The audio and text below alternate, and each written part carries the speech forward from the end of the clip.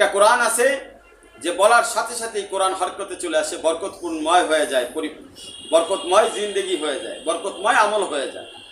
আরেকটা কোরআন আছে পড়তেই আসি কিন্তু না ওই কোরআন আমাকে গুনাহ থেকে বাঁচাইতে পারে, না ওই কোরআন আমাকে নূরে হেদায়েত দান করতে পারে, না ওই কোরআনের মাধ্যমে আমি হেদায়েত পাই। কারণ ইয়াহদি বিহি কাসীরা ওয়া ইউদিল্লু বিহি কাসীরা, কোরআনের মধ্যে বলা হয়েছে এই কোরআন কেউ পড়ে হেদায়েত পেয়ে যায়, আর এই কোরআন কেউ পড়ে গুমরাহ হয়ে যায়। ঠিক।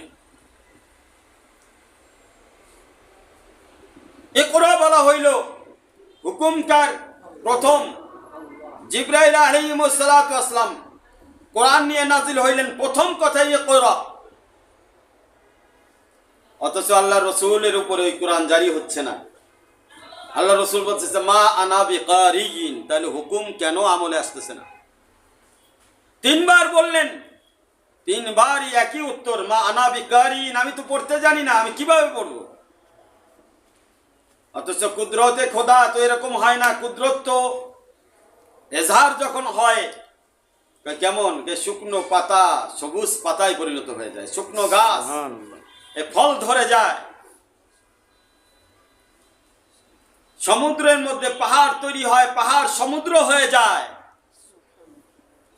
আল্লাহর হুকুম দুনিয়ার কোন জায়গায় যদি আসে, সেটা যেই জায়গায় আসুক,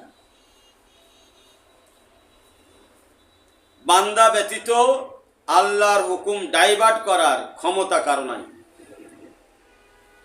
সূর্যকে যেমনি ভাবে আল্লাহ হুকুম দিয়ে রাখছেন, সূর্য সেভাবেই পরিচালিত হচ্ছে।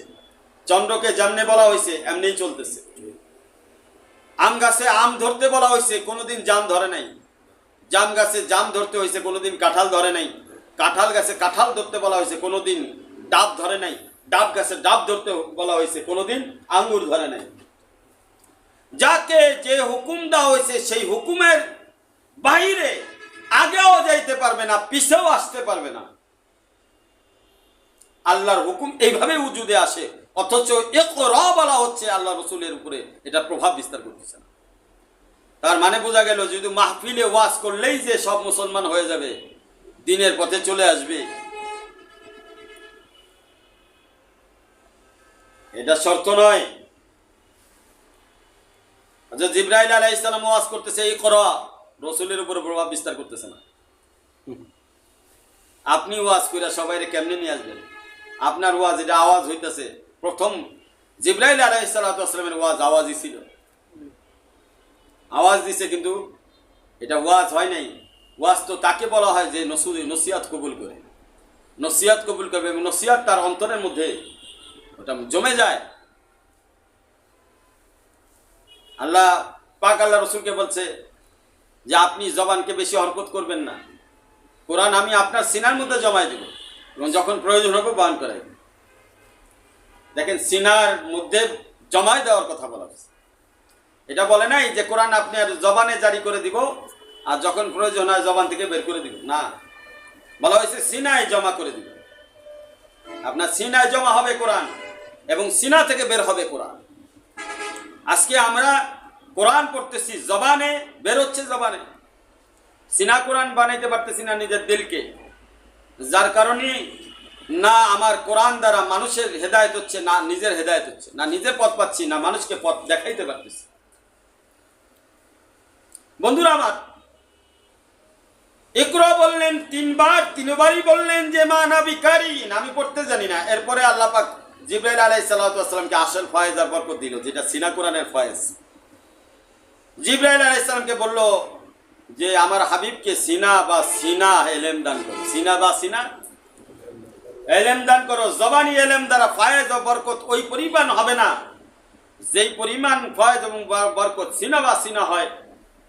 জিবরাইল আলাইহিস সালাম আল্লাহর পক্ষ থেকে যখন হুকুম পাইলেন, হুকুম পাওয়ার সাথে সাথে জিবরাইল আলাইহিস সালাম আল্লাহ রসুলকে 3টা চাপ দিলেন এবং হাতে হাত ধরে পিছন থেকে সিনা ধরে চাপ দিলেন, সামনে থেকে চাপ দিলেন, এভাবে 3টা চাপ দিলেন। আমার শায়েখ পীর মুর্শিদ আরিফ বিল্লাহ সাকিব মোহাম্মদ আক্তার সাহেব নব্বরুল্লাহ বরকাতহু বলেন, करीब जलते हुए दिल को अपना दिल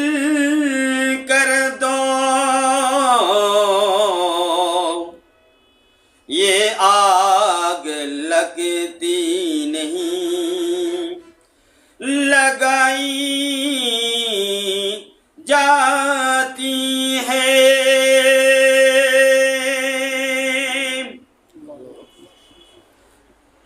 আমার শায়েখ বলেন যে তুমি তোমার দিলকে আপন শায়েকের দিলের সাথে লাগাও। জিবরাইল আলাইহিস সালাতু ওয়াসসালাম যেমন আল্লাহ রাসূলের সিনা বা সিনা চাপ দিয়েছে, তুমি এরকম সিনা বা সিনা তাসাউরে শায়েকের মাধ্যমে নিজের সিনাকে তার সিনার বরাবর করে সিনা বা সিনা ইলম নেওয়ার জন্য সিনাকে মিলাইয়া দাও। তাহলে এলেম আসবে, সিনা কোরআনের এলেম। ওটা জারি হয়েছে খানকার ওই ফয়েজ এবং বরকত, খানকা ইমদাদিয়া মারকাজুল খুদ্দামউদ্দিনের ওই ফয়েজ ও বরকত আজ থেকে জারি হয়নি, ওটা জারি হয়েছে রুহানি জগৎ থেকে।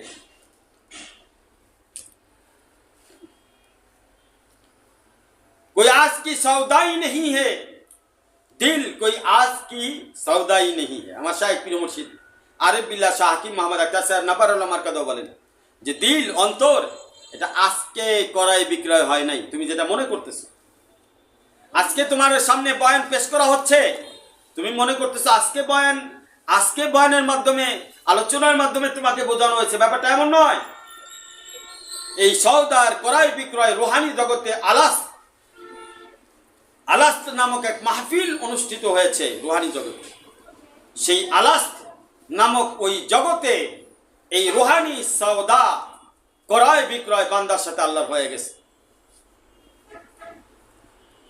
এবং ওটা রুহানি জগৎ ছিল। কি জগৎ? রুহানি জগৎ। তখনও আমাদের দেহ তৈরি হয় নাই, আমরা দুনিয়াতে আসি নাই।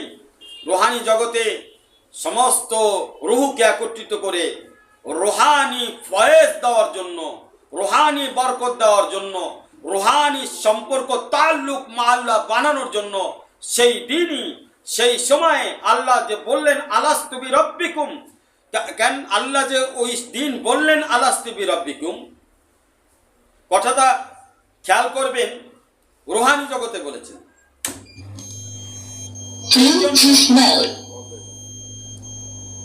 এই জন্য রুহানি ফয়েজ বরকত সেখান থেকেই জারি হয়েছে। এই জন্য রুহানিয়াতের জন্য কোনো রুহের সাথে সম্পর্ক করা যায়। যদি আপনি রুহানিয়াত নিতে চান, আপনার যদি কোনো আল্লাহওয়ালা রুহের সাথে গভীর নিবিড় সম্পর্ক না হয়, তো আলাস্তের ওই শব্দ আপনি আপনার দিলের মধ্যে ওর আওয়াজ, ওর রহমত, ওর বরকত কি জিনিস অনুভব করবেন না। ওইটা অনুভব করতে হলে আপনাকে রুহানি জগতে যেতে হবে, রুহানিয়াত নিতে হবে। হযরত মুসা আলাইহিস সালাম আল্লাহ তাআলাকে জিজ্ঞেস করলেন, আল্লাহ আপনাকে পাওয়ার জন্য কি রাস্তা? আল্লাহ পাক বললেন যে দা নাফসাকা তাআল, তুমি তোমার নফসকে ছেড়ে দাও, রুহানি জগতে চলে আসো। নফস মানে দুনিয়ার জগৎ, এই জগৎকে ছেড়ে দিয়ে রুহানি জগতে আসো, আখিরাতের জগতে আসো। মৃত্যুর পরের জগৎ নিয়ে চিন্তা করো, আমাকে নিয়ে চিন্তা করো, ওই জগৎ নিয়ে চিন্তা করো যে জগতে তোমার কাছ থেকে ওয়াদা নেওয়া হয়েছে। তাহলেই তুমি আমাকে চিনতে পারবে, আমার সাথে সম্পর্ক হবে, তুমি আমার হতে পারবে। খেয়াল করবেন, আমার শাইখে সানি হযরত মাওলানা আজমল খান লাহোরী সাহেব বলতেছেন যে দেখো এখানে চাপ দেওয়া হয়েছিল, 3টা চাপ দিয়ে রুহানিয়াত জারি করা হয়েছে কলবের ভিতরে। কোন রুহানিয়াত? तो दिल कोई आज की सौदाई नहीं है, थी एक चुरा पुरानी चोट जो उभर आई है।